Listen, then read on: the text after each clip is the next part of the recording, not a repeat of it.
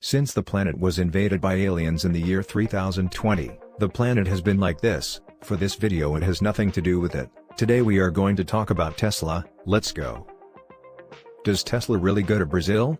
That's exactly what we're going to discover in this video. I ask you to stay with me until the end because the content of the video today is surreal. Stay in the video because this subject is taking several twists along the subject, and you are already leaving here your comment on this subject. Tesla goes to Brazil? One thing the president wants, but the reality is more cruel, and says that it is simply not economically viable to open a factory. But understand what's behind it all.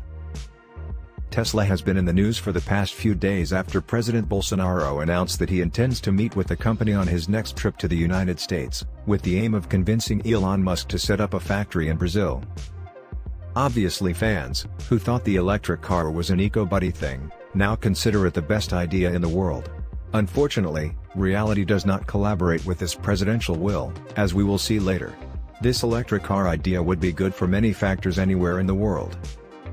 It is obvious that industrialization is good for the country. A factory generates thousands of jobs, taxes, secondary trade, etc., etc., but a factory does not exist in a vacuum, except an orbital factory. Taking a factory to Brazil is an empty statement in itself. There is a whole universe of factors to consider. First of all, a factory needs to be economically viable. I know I'm getting into advanced economic theory, but the factory needs to generate more profit than it costs. And at this point, Brazil already leaves something to be desired.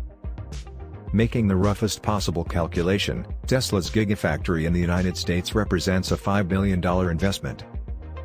At an average of $50,000 per car, such a plant would have to sell 100,000 units just to pay itself, excluding operating costs. And let's be realistic, my friends, we know that inflation in Brazil is one of the highest in the world. Tesla has several models: the Tesla Cybertruck, Tesla Model S, Tesla Model 3, Tesla X and the Roadster. The cheapest is the Tesla 3, starting at $41,190. A zero-bullet Honda Civic costs $19,750. A Camaro LT1 costs $34,000. A Ford F-150 costs $28,495. Converting the dollar to the Brazilian real, the simplest Tesla value would be around 200,000 reais in Brazilian currency, and for most Brazilians this is unfeasible. The reality is that Teslas are expensive cars. The Tesla X, that wonderful futuristic SUV with gull wings, has a base price of $84,990. This is beyond the reality of the majority of the American public, let alone Brazilians. The Tesla Model 3, the cheapest version, costs, without taxes, without fees, only in the conversion 180,745 Brazilian reais and 84 centavos. And it's a Spartan car. Of course it would be sold in Brazil with taxes, that's even got the financing, which is absurd. The Tesla is not a car for the average Brazilian, and this is evident when it is imported. In 2016 our sister site reported the start of imports, with the $74,500 Tesla Model S going for 745,000 Brazilian reais. Heavens, this is Apple's pricing model in Brazil. Change the unit from dollar to real and add a zero. Ah yes, all this with zero import tax, thanks to the Meio Tesla Minha Vida program. Guys, I'm being sarcastic, sorry. The Model 3 is cheaper, only 325,000 Brazilian reais. For 329,000 Brazilian reais you buy a Porsche. And that's why Porsche doesn't have a factory in Brazil. It just doesn't pay off. Is there a market? Yes, so much so that they celebrated the brand's growth in Brazil, after investing in infrastructure and dealerships. The numbers? In the first 7 months of 2017, they sold 648 units. Very little for the amount spent on the infrastructure. Assembling Teslas in Brazil for export would mean the cost of the Brazilian car being cheaper than the one produced in the US or Europe, main markets for the models.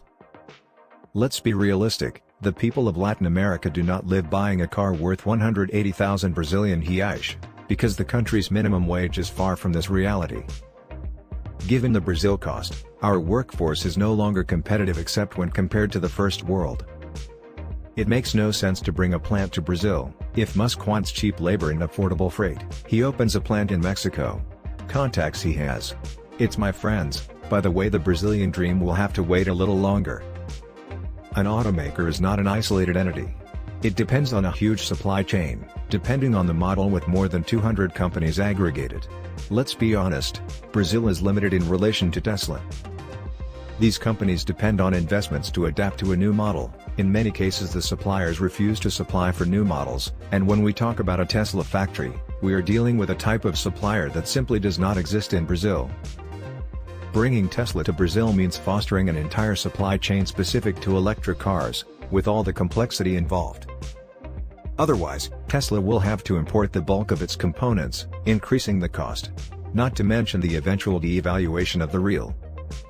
Tesla recently opened Giga Shanghai, an 864,000 square meter factory in China, an investment of more than $2 billion.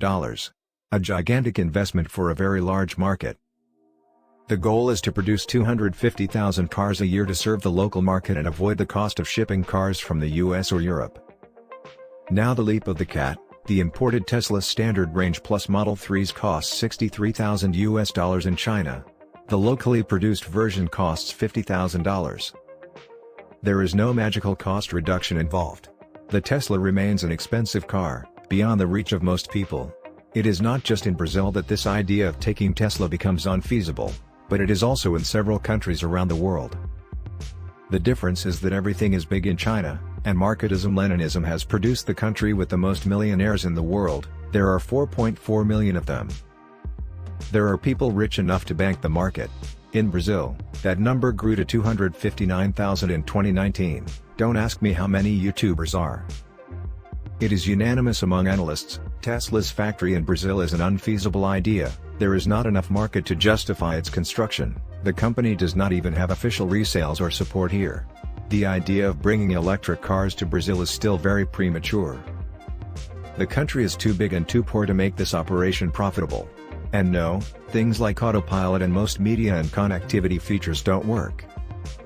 What is your opinion about all this? Leave it here in the comments and don't forget to subscribe to the channel.